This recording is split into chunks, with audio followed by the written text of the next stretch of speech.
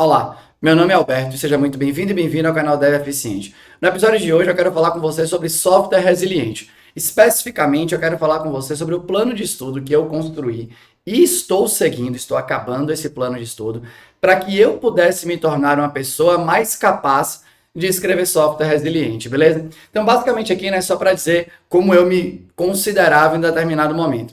Eu me considero uma pessoa bem capaz de escrever software que revela os problemas o mais cedo possível. Isso eu considero que eu faço bem no código. Eu tenho como premissa que todo código que eu escrevo, ele vai falhar. Eu tenho como premissa, né, que todo código do sistema que está lá, ele vai falhar em algum momento. A única coisa que varia é o momento da falha. De vez em quando ele é uma falha que vai aparecer, sei lá, rapidinho ali. De vez em quando é uma falha que talvez nunca apareça, mas ela tá lá. De vez em quando é uma falha que vai demorar bastante, porque é uma situação muito estranha que vai acontecer. Mas as falhas estão lá, né? Os bugs estão lá, só que demora muitas vezes para eles serem revelados. Então, geralmente eu codo tentando revelar esses bugs que existem no software o mais cedo possível, para que a gente possa corrigir o mais cedo possível e, obviamente, você vai ter um software com mais saúde com o passar do tempo. Mas uma coisa que eu não me considero ainda, né, mas eu estou chegando lá tão bom ali, né, ou pelo menos bom, né, algo assim, é fazer um software que ele funcione quando alguma coisa falha. Então imagina que você eu estou me conectando com um serviço externo, vamos supor, e esse serviço externo falha e eu preciso que meu software continue funcionando. Então, obviamente, né, se a gente pode pensar aqui em políticas de retry e tudo mais, só que eu falava assim, poxa, não acho, eu estou pensando aqui bem na camada de código, beleza? Eu estou deixando um pouco de lado a parte de infraestrutura, porque muita coisa de resiliência acontece, obviamente, na parte de infraestrutura, onde você reserva as instâncias que vai rodar a sua aplicação, né? Pode ter em regiões diferentes, né? Em zonas completamente diferentes, uma zona falha, a outra se mantém lá. Você pode falar de observabilidade. Então, você quer ter níveis de observabilidade muito interessantes para que as ferramentas de monitoramento consigam atuar de maneira mais preditiva possível. Tudo isso é massa. Mas tem atitudes que a gente pode tomar dentro do código, obviamente, para que aquele código seja mais resiliente. E quando você combina um código que de fato é resiliente com a infraestrutura que também provê resiliência, você tem um software ali como um todo que é mais resiliente. Então eu queria melhorar a minha capacidade de fazer código resiliente. E até onde ia a minha habilidade ali, né? Então eu sei que eu poderia configurar, né, políticas de retry, por exemplo. Acho que essa era uma coisa muito nítida na minha mente. Esse retry tem um back-off exponencial ali, né? Então, cada vez que vai ter uma falha, você pode configurar para a retentativa demorar mais de acontecer. Talvez você pudesse botar, né, um limite de tentativas e tudo mais, mas o limite eu pensava menos, eu pensava mais nas tentativas com tempo exponencial, beleza? A gente pode pensar, né, em políticas de, por exemplo, quando você vai tentar fazer uma consulta, você vai consumir um serviço em algum lugar, aquele serviço não está funcionando, se você tem uma saída de fallback, então você tem um plano A e, por exemplo, o plano B, então isso também ficava na minha cabeça. E aí você podia implementar, por exemplo, o seu fallback com alguma política de circuit breaker, né? Então uma coisa deu ruim, X vezes você fecha aquilo, vai só pelo outro caminho, por aí vai. Mas eu acho que nada muito fora do padrão, para ser bem sincero. E aí eu estou em processo de construir um novo módulo para a jornada Dev Eficiente, que é o meu treinamento junto com o Maurício Anishi, de resiliência. A gente quer atacar mais a parte de serviços distribuídos e as boas práticas relacionadas que acontecem, né, nesse tipo de cenário. E resiliência, para mim, é um tópico que é muito, muito relevante e que, na minha opinião, ele não é explorado ainda na sua plenitude dentro do código, né? Por mais, por exemplo, as práticas de revelar o bug mais cedo possível, eu nem acho que ainda é ultra explorado dentro do código. Então eu falei, pô, eu quero ser mais capaz de escrever código resiliente. Então a primeira coisa que eu faço, né, quando eu quero fazer um estudo muito direcionado, que realmente me leve para um outro lugar, né, me leve para um outro nível ali, a primeira coisa que eu faço é aqui definir o meu objetivo de aprendizagem. Beleza? Então, eu tinha essa clareza aqui, nessa nitidez. Eu quero ser capaz de projetar APIs e consumidores que realmente sejam resilientes. Coisas precisam funcionar quando outras coisas quebram. Que é justamente nesse naipe, nesse nível aí, que eu achava que as minhas habilidades não eram ainda habilidades super legais. Beleza? Então, a primeira coisa eu acho que é essa.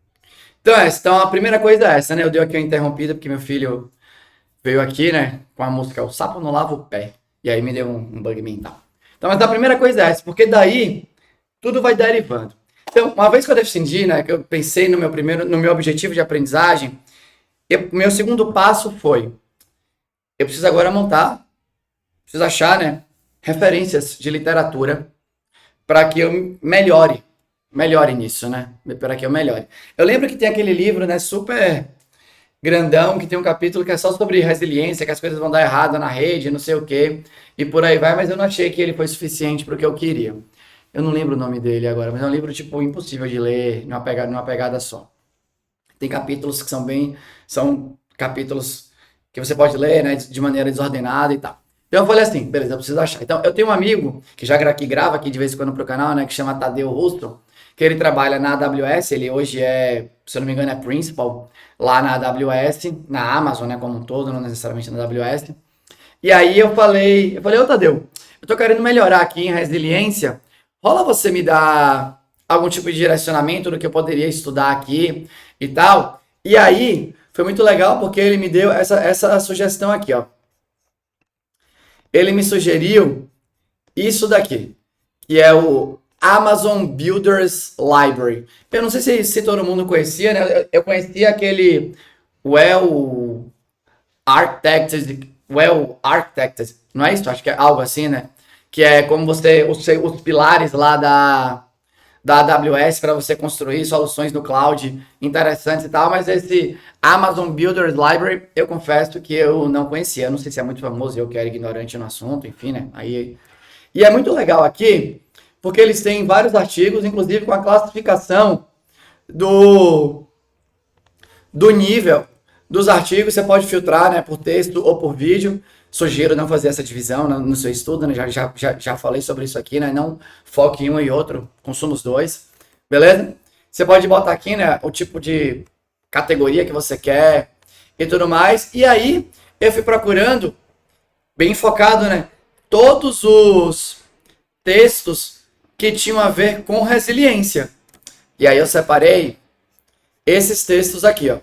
Separei 9 artigos da AWS, desse AWS Builders Library, que tem a ver com resiliência. Então, só para passar alguns aqui, né? Então, sei lá. Tem esse daqui, ó, Minimizing, não sei se pronuncia assim, né? Correlated Failures in Distributed System. Esse aqui achei bem legal, inclusive. Tem esse aqui, né? Reliability, Constant Work and a Good Cup of Coffee. Esse do Constant Work Pattern, que eles trabalham bastante lá dentro da Amazon.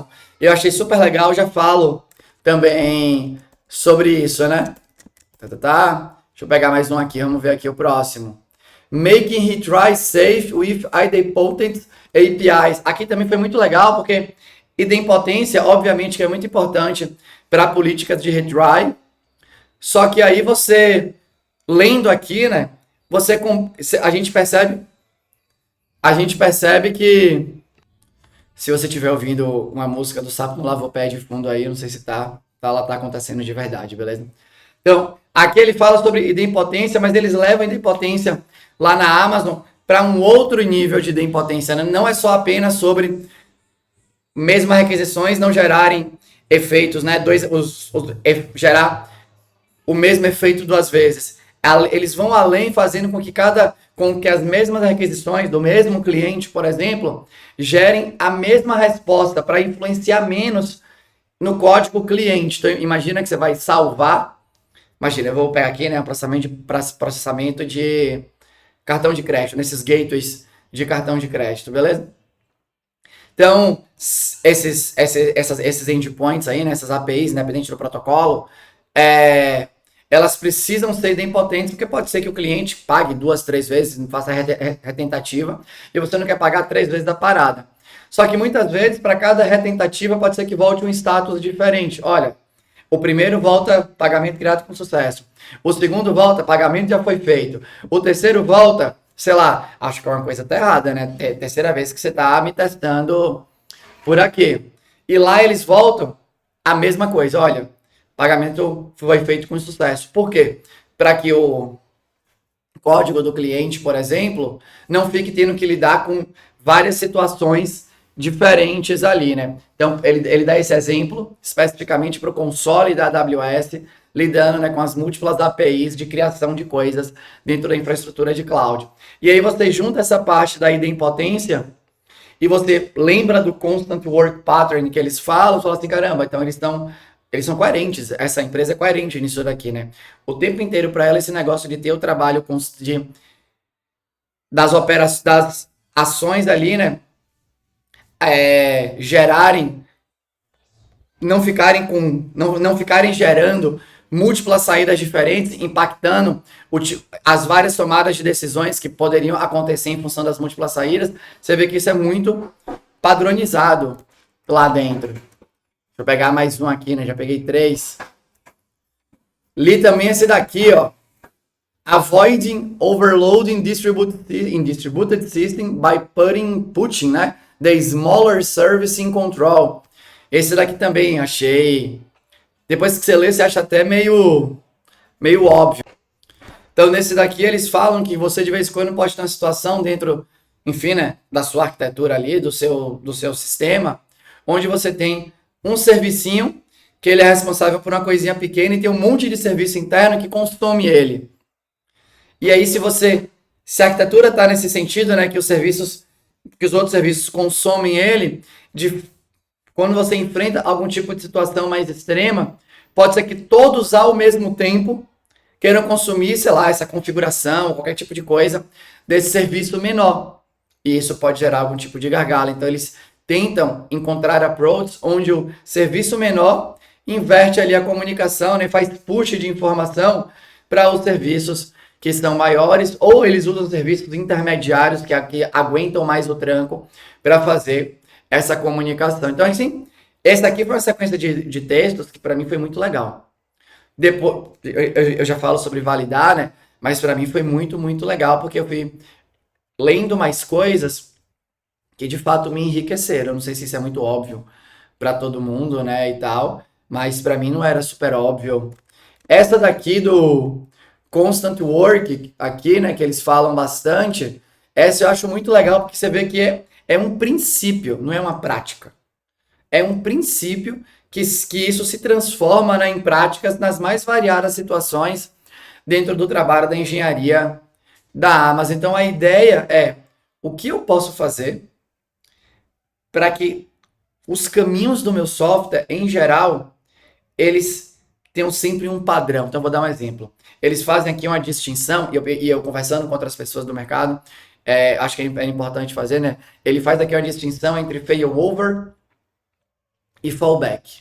Então, o failover é você simplesmente você faz a chamada para o sistema A que está na zona X e aquela, por algum motivo, falhou, e você é direcionado para a zona Y, que é o mesmo sistema A. Então, você vai receber a resposta do mesmo sistema, o trabalho vai ser muito parecido. Isso é uma coisa. Eles curtem. Uma outra coisa é o fallback para eles. Fallback é um caminho completamente alternativo para uma ação. Então, imagina que, vou dar um exemplo, talvez, acho que não é o melhor exemplo, mas é o que está aqui na minha cabeça. Imagina que você, quando fecha uma compra, você dispara um e-mail em um processo que é síncrono. Vamos supor, para seu usuário. O que é que isso significa? Que quando acaba de fazer aquele fluxo, você pode responder para seu usuário que o e-mail foi enviado, porque isso é verdade. Ele foi enviado de fato. Se ele vai chegar ou não é outra coisa, mas ele foi enviado. Agora, imagina que o seu fallback se eu não conseguir mandar o e-mail em até 200 milissegundos, eu vou colocar essa mensagem de e-mail numa fila para ele ser enviado de maneira assíncrona. Então, se ele for enviado de maneira assíncrona, esse aqui é um fallback, né? Um caminho completamente alternativo. Se ele for enviado de maneira assíncrona, você já não pode retornar para o seu usuário que o e-mail foi enviado, porque pode ser que dê falha no envio do e-mail. Pode ser que a mensagem não seja processada. Pode ser que quando for processada, dê timeout na comunicação com o serviço que envia e-mail, muitas coisas podem acontecer, beleza? Então você já não pode afirmar. Então, se você estivesse codando dessa maneira, o que aconteceria? Se vai pelo caminho alternativo, você precisa retornar de um jeito para a aplicação cliente. Se vai pelo caminho principal, você precisa retornar de um jeito para a aplicação cliente. Se vai pelo caminho alternativo, você precisa retornar de outro jeito para a aplicação cliente. E isso quebra ali, né, esse princípio do constant work pattern, ou seja, né, esse padrão de trabalho constante ali, né, meio parecido o tempo inteiro. Beleza? Eu vou dar um outro exemplo aqui também, né? Esse daqui, vou dar um outro exemplo com gateway de pagamento. Então, imagina que, sei lá, imagina que você trabalha, que imagina, deve ser inclusive assim, né? Você tá lá na Spotify, sei lá, ou você tá aqui, né, no YouTube e o YouTube vai processar o seu pagamento. E aí o YouTube usa um gateway de pagamento desses que existem aí no planeta, beleza? Vamos supor que ele use dois gateways de pagamento. E quando o gateway A falha, ele vai para o B. Beleza? Então esse aqui é um fallback. O tempo inteiro ele está no A. Quando o A falha, ele vai para o B. Esse é um exemplo até melhor, pra ser bem sincero, né? Porque o primeiro exemplo que eu dei do e-mail e tal, ele meio que cai no constant work pattern, mas não necessariamente fala de trabalho constante. Esse daqui é bem de trabalho constante, beleza? Então imagina que você está indo para o A o tempo inteiro e quando falha, você vai para o B. E o B é um caminho que é razoável, vamos supor que tem as mesmas taxas e coisas do gênero, mas ele é um fallback para você, você não usa ali o tempo inteiro. Ou talvez ele seja mais caro, porque o seu contrato com essa empresa é de usar menos. Então, quando você usa é mais caro, e por isso você vai usar mais o A do que o B. Vamos dar esse exemplo. Beleza? Mas o que acontece? Imagina que tem um problema no A. Agora, deu problema no A, você vai o tempo inteiro para o B. Só que, geralmente, esse caminho B é um caminho que você explorou menos nos, talvez, trocentos testes que você fez. E por aí, ele é um caminho menos, de fato, né? Menos testado. E se ele é um caminho menos testado, talvez ele tenha maior propensão de falhar, de funcionar de maneira incorreta, obviamente, e tal. Então, quando você olha aqui para o constant work pattern, que eles falam bastante, ele fala assim, velho, se você tem um caminho alternativo que funciona tão bem quanto o caminho principal, por que você não negocia uma parada? Imagina que se fosse aqui, né? Pensando com esse pensamento. Vai lá e fala assim, agora olha só, metade dos meus pagamentos eu vou fazer para você. E aí lá dentro da AWS eles geralmente fazem isso, né? Imagina que eles têm ali uma lógica que divide. Número, um pagamento vai para um lado, um pagamento vai para o outro. Então 50 fica splitado em 50%. Por quê?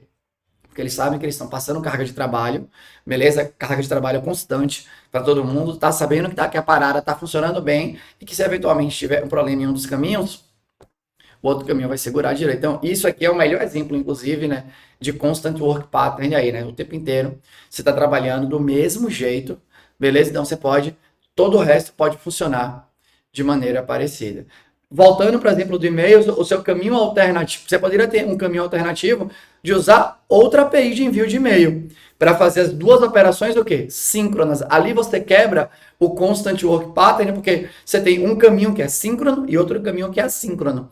E aí se você tem esses dois tipos de caminhos bem diferentes, as atitudes que rolam pós aquela execução também vão ser diferentes. Então isso daqui para mim, né, foi uma leitura muito rica, eu acho que me colocou em outro nível, me colocou em outro nível para analisar, por exemplo, as bibliotecas de resiliência, pensando aqui no Java, por exemplo, como Resilient4j. Eles falam, por exemplo, aqui, ó, tem um que eu achei, tem um que é bem legal. Aqui agora aqui, deixa eu ver se eu vou conseguir achar, que é sobre retry também.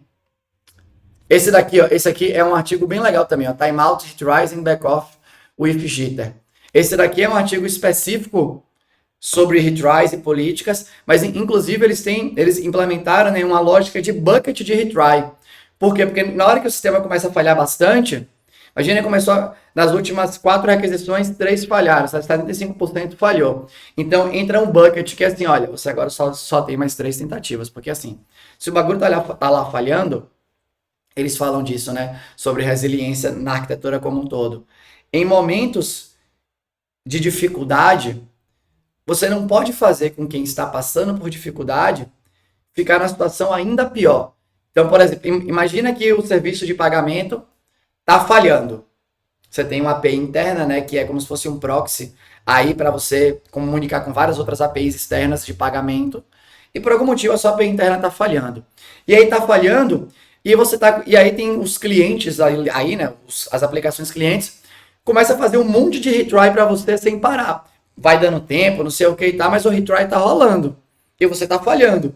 Ou seja, né, como se tivesse tomado um knockout e alguém continua batendo em você com você no chão. Você quer o contrário. Se o bagulho tá bambeando, você quer dar oxigênio, você quer deixar aquele sistema respirar ali. E aí o sistema, como é que eles fizeram aqui, né, nessa parte do retry? Você tem um bucket de retry que ele entra em ação a partir de um determinado número de requisições que começa a falhar. Fala assim, olha, já falhou X%, a partir de agora, a parada, você só tem mais X. A partir desse X, a requisição nem sai mais, porque ele sabe que a chance é muito baixa, obviamente, de voltar. Então, eu achei também, né, enfim, né, conhecimento legal. Aí eu falei, beleza, li bastante aqui. Depois que eu vi desse, eu fui, né, procurar mais sobre Netflix, falando especificamente sobre resiliência, procurei mais aqui no Mercado Livre, olhei para a eBay e olhei para outras empresas e tudo mais. Confesso que não achei nada tão completo, uma literatura tão completa como essa da AWS Builders Library. Confesso que não achei. Aí eu falei, beleza, acho que eu consumi bem, tô bem aqui, né, de coisas que eu consumi do mercado. A Amazon é referência nisso, porque você tem o mundo inteiro usando os sistemas da Amazon de cloud e tal, então obviamente que a resiliência, lá dentro você tem, enfim, né, todo tipo de sistema, né, sistema que não tem nem problema se ficar fora, sistema que, o meu que impacta milhões de pessoas quando fica fora, então eles têm que ser de fato muito resilientes, e lá a resiliência é tratada como cidadã de primeiro nível. Aí eu falei, beleza, pô, agora eu quero ir para mais, eu quero expandir meu conhecimento. Acho que aqui, né, vi de várias empresas, sinto que eu entendi bem. Aí eu falei, agora eu quero ir para essa parte mais acadêmica da parada. E aí eu comecei a pesquisar no Google Escola sobre resiliência, e aí você tem, né, tem um termo que é bem utilizado ali, né, nessa parte de pesquisa, ainda é novo, que chama engenharia de resiliência. Tem gente que fala que deriva, né, do Site Reliability Engineering ali, e resiliência é um subtópico, né, de confiabilidade e coisa do gênero. Na minha cabeça faz sentido e tal. É... Aí eu comecei a estudar e achei dois artigos muito legais. Achei esse daqui que eu li inteiro, chama In Architecture, System Engineering and Acquisition Approach for Space System Software Resilience. Esse daqui é um texto de umas 140 páginas, beleza? É um texto, acho que científico mesmo, com várias referências, onde eles falam da evolução que foi necessária na construção de software que ia rodar, né, nesses sistemas que estão no espaço e tudo mais. Ele fala, por exemplo, imagina se o sistema de GPS falha. Realmente ali, né? O bagulho vai ficar meio azedo, né? E tal. E eles falam de vários outros tipos de sistemas, né? Sistema que roda em foguete, outros sistemas que rodam em outros satélites. E nesses tipos de sistemas, eles comentam muito, né, que mesmo ali, resiliência não era tratada como cidadã de primeiro nível. Então, resiliência só era verificada mais para o final do processo, e eles trazem nesse artigo aqui, eles trazem uma proposta, né, um approach, onde resiliência é tratado de maneira séria desde o princípio da vida ali do software. E é muito legal que eles vêm com esse framework de coisas que você pode fazer, de como você trata a resiliência, também como até como uma questão não funcional, né, mas como uma questão de negócio, quais são os pontos do seu software que precisam ser mais resilientes no sentido de continuar funcionando quando acontece alguma coisa estranha ali, né? Como que você pode isolar os módulos, e esses textos aqui casam bastante com a literatura da AWS, inclusive, né? Só que aqui, né, qual que é a diferença grande em texto que é de mercado e texto que é acadêmico? O texto de mercado tem muita história, que é contada em função das observações, em função do contexto daquela empresa. Os textos acadêmicos, em geral, né, mesmo os que não são tão bons, eu gostei desse, mas nem me considero um super especialista aqui para avaliar se o texto acadêmico é bom ou não. Mas nesse daqui eu gosto bastante, que eles tentam olhar para vários diferentes e eles dão para você um resumo muito direto ao ponto. Então aqui eles têm método para fazer as análises e tudo mais, e veio com essa ideia de framework aqui. Eu anotei muita coisa aqui. Olha o tanto de coisa que eu anotei. lendo esse daqui, né? Bastante, ó. Então aqui, né? Aqui deu para extrair ideias ali, né? Porque eu vou colocar no módulo da jornada, mas aqui no final tem essa parte do framework deles, ó. Quer ver, ó? Então você tem que derivar, né? Os detalhes técnicos ali, né? Os detalhes de resiliência para sua arquitetura. Aí depois ele fala, ele vem aqui nessa parte de fazer, né? É uma RFP para propor essas paradas. Aí eu achei meio burocrático, pulei. Mas ele fala aqui, ó, definindo, né, os objetivos de resiliência para Space Systems. Esse daqui eu achei muito legal, porque ele fala assim, né, você tem objetivos de resiliência que aquele software tem, então você sabe que isso vai cruzar o desenvolvimento inteiro ali do software, estabelecendo, né, os atributos que para você avaliar, né, os atributos qualitativos para você avaliar a resiliência. Então achei massa. Aqui, né, deixei aqui, né, comecei a ler aqui os negócios de trade-off, não sei o que, achei mais do mesmo, pulei. Mas aqui, ó, ele vem com um jeito de você fazer um assessment sobre essa parte de resiliência que eu achei super massa e tal. E aqui ele vem com a parte de métricas que eu achei mais de boa também, não me aprofundei tanto. Então achei super massa. E agora, para realmente fechar o meu plano de estudo, eu tô lendo esse daqui, né, Towards a Conceptual Framework for Resilience Engineering, que é mais um artigo aí. E de novo, né, esse aqui eu achei massa, porque ele vai falar sobre engenharia de resiliência. Ele fala que é para você encarar, né, para o software, quando pensar em resiliência, é encarar que, pô, tem uma habilidade daquele software que não está presente naquele momento. Como ele consegue continuar, né, trabalhando sem aquela habilidade? Então, ler tudo isso para mim, né, estudar, fazer minhas notas, ter curado essas referências aqui, esses textos, me ajuda muito, pelo menos na minha opinião, é eu pensar de maneira diferente como é que eu vou tratar resiliência, né? Ainda vou praticar bastante ali, né? Já tenho praticado, vou praticar mais para de fato ser capaz, né, de utilizar isso meio que no brainer. Eu acho que meu objetivo em geral, quando eu quero dominar uma parada, é sempre esse. Eu quero bater o olho e já criar as conexões necessárias na minha cabeça para propor as soluções que, enfim, né, endereçam ali o problema. Então aqui, de novo, né? Mas nada teria acontecido nesse caso, e aqui, né, nem sempre você vai ter acesso a isso, mas nada teria acontecido nesse caso se eu não tivesse tido acesso a uma pessoa que manjava mais do que eu. Beleza? Então essa é a importância, né, de você ter professores na sua vida, pessoas que manjam mais do que você, enfim, né, e que estão dispostas a de alguma maneira te ajudar. Então aqui tem muito esse dedo de Tadeu, né, que me direcionou para a AWS, que aquela literatura abriu minha cabeça, eu fui pesquisar agora outras coisas em função daquela. E aí, quando você acha um caminho, é muito legal, que aí você que vai definir o seu ponto de parada. Então, como é que eu olho meu ponto de parada para o meu objetivo? Quando eu olho para o meu objetivo, isso é importante, né? Quando a gente fala aqui, ó, quando a gente fala aqui de autorregulação do estudo, quando a gente fala disso daqui, ó, eu quero ser capaz, é um sentimento, né? Eu quero ser capaz, eu preciso também ir verificando na prática, de projetar APIs e consumidores que realmente sejam resilientes. Coisas precisam funcionar quando outras coisas quebram. Eu já sinto que com tudo que eu consumi, e com tudo que eu comecei a testar e praticar, eu já me sinto em outro nível em relação a isso. Já me sinto em outro nível em olhar para o software, em projetar aquele software considerando requisitos de resiliência, né? Entendendo o que é mais importante, menos importante, qual é o nível de resiliência que a gente quer ter. Talvez a gente não queira ter nenhuma resiliência, simplesmente é só deixa deu ruim, deixa quebrar, né? O let it crash ali e tal, né? Approaches para você fazer, né, a sua resiliência, conseguir entregar resiliência dentro do seu código. Confesso que o lance do Constant Work Pattern mexeu bastante com a minha cabeça.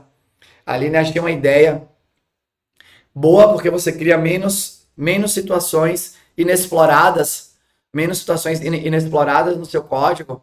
E, obviamente, né, que se você tem, se tudo é mais comum no seu código, supostamente você vai fazer mais testes para aquilo e tudo mais. Então, me parece um caminho muito legal, né? Pensa que você está fazendo um teste de estresse, você começa ali, né, com teste de carga, depois vai para um teste de estresse da sua API, que vai se comunicar, né, com o seu gateway de pagamento, e naquele teste de estresse você já vai se comunicar com as duas sandboxes dos seus gateways de pagamento, ou se, sei lá, se vai ser o gateway de pagamento real com valores irrisórios e tudo mais, você já vai se comunicar com os dois. Então, talvez não necessariamente isso aconteça nos testes de carga e estresse mundo afora, né? Ele vai sempre pelo caminho que é principal, porque o outro é o fallback. E aí, como é o fallback, né? Ele só, aquele caminho só roda em situações realmente especiais e tal. Então, eu já me sinto. Eu tô lendo esse último texto aqui, né? Não, esse daqui, né? Eu tô lendo esse daqui, porque eu achei o artigo legal e eu acho que vai me enriquecer ainda mais. E aí, depois, eu poderia ir muito mais a fundo ainda em engenharia de resiliência. Poderia ficar ainda mais pró nisso, né? Beleza? Então, aqui foi o segundo passo, que é muito legal. O primeiro passo é objetivo. Segundo passo, você precisa curar um conjunto de referências ali para você consumir e aí conseguir, obviamente, né, ter referências que são legais. E como é que você sabe disso? Se você falar com pessoas que são boas, você consegue entender, né, quem são as pessoas que são referências nisso no planeta e tudo mais. Qual foi meu outro passo importante, né? Aí aqui tem as práticas de estudo, né, que eu já falei muito aqui.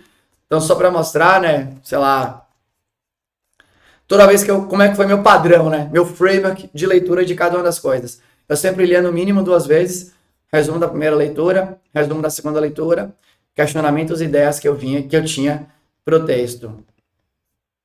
Resumo da primeira leitura, resumo pós segunda leitura, né, a segunda leitura. Isso daqui vai até meio que contra a ciência psicologia da cognição, que eles falam que muitas vezes você lê a segunda vez pode te passar uma ideia equivocada. Parece que você está sacando mais, mas na verdade você acha que está sacando mais porque você está lendo a mesma coisa pela segunda vez. Eu entendo, a premissa me parece que faz sentido, tem estudos que falam que faz sentido, mas é como eu digo para vocês muitas vezes, né? Eu formo opinião ouvindo, observando a vida, eu gosto de formar opinião trazendo ciência para o meio da opinião, e aí tem o meu feeling da parada, né? Então eu escuto todo mundo, leio o que eu acho legal, mas eu faço o que eu quero. Beleza? Então, para mim funciona. Ler uma coisa 2, 3 vezes, para mim funciona. Mas eu acho que funciona bem porque eu sei que eu posso estar me enganando. Então eu tento ter os meus gatilhos ali, né? Minhas travas para eu tentar não me enganar. Mas, obviamente, nós somos péssimos juízes de nós mesmos e eu posso estar me enganando, beleza? Mas esse daqui é meu padrão. Então, como o tema de resiliência não era nada novo para mim, eu queria me aprofundar, 2 leituras para mim, em geral, foi suficiente. Para os artigos científicos eu li uma vez só, porque, de fato, eu não tenho saco para ler 2 vezes uma parada de 140 páginas. Eu poderia tentar achar outra palavra aqui, mas é essa mesmo, eu não tenho saco para ler a parada. Li a segunda vez e mandava aqui os meus questionamentos e tudo mais. Eu fiz aqui um desafio de bolsa de valores, né? Fiquei pensando no Constant Work Pattern para a bolsa de valores e foi muito legal isso daqui, né? Eu conversei com o William, eu não lembro o sobrenome dele, e ele me deu uma mini consultoria sobre como funcionava a construção de book de ofertas na bolsa de valores. Olha que legal. Ele falou assim, eu falei, velho, mas e quando tem milhões de ordens? Aí ele fala assim, ele falou, velho, no book de ofertas tem um limite. Ele nunca passa daquele limite. E aí, quando ele falou isso, eu falei, porra, eu nem sei se. Desculpa o palavrão. Eu nem sei se é verdade, mas talvez lá na Bolsa de Valores tenha Constant Work Pattern. Eles falam assim, no meu book de ofertas, nunca tem mais de mil ordens. Nunca tem, porque eu sei que com 1000 ordens eu consigo processar a parada direito. Então, isso foi uma coisa que despertou em mim, que eu achei muito legal e que fala muito, obviamente, né? Com resiliência, porque você tornando o trabalho previsível, me parece que fica mais fácil de você contornar as paradas ali. E aí, para fechar aqui, né, além dessas notas, que é muito importante você ir recuperando, refletindo sobre o que você está estudando, eu tive o passo final que foi, caramba, eu agora preciso validar as coisas que eu aprendi, que eu acho que eu aprendi, com pessoas. Então eu falei de novo com o Tadeu, eu falei, Tadeu, li tudo que você me passou, li mais coisa, queria conversar com você para te dizer o que eu entendi, como eu acho que pode aplicar. Foi muito legal, porque eu acho que eu fui no caminho certo mesmo. E também falei com o Anish, com o Maurício Anish, né, nós trabalhamos juntos aqui na jornada, e ele trabalha lá na Adyen, que é um gateway de pagamento global, beleza? E ele, obviamente, é um cara, lá eles têm resiliência, tem que ser bem tratada, né? Afinal de contas, está processando nosso din-din, beleza? E aí foi muito legal, também quando eu falei com o Anish sobre, porque eu fui perguntando para ele várias coisas que ele podia responder, né, dados os limites que ele tem lá para responder, e eu falei, pô, acho que eu entendi a parada direito mesmo, né? Tô sacando como é que eu posso usar cada vez mais e tô me sentindo super pronto para em pouco tempo ter esse módulo novo na jornada da eficiente, né? Com bastante exercício, com bastante pensamento e que obviamente é bem conectado aí com o dia a dia. Beleza? Mas basicamente era isso, eu queria compartilhar com você. Queria trazer aqui, né, um pouco de como é que foi essa minha jornada de estudo, como foi que eu me organizei e tudo mais. Eu espero que de alguma maneira seja útil. Aí, tá bom? Mas era isso. Se você gostou, deixa um comentário aqui. Se você não gostou e tem um comentário construtivo, deixa aqui também com a educação. Eu vou ter o maior prazer em responder. Era isso.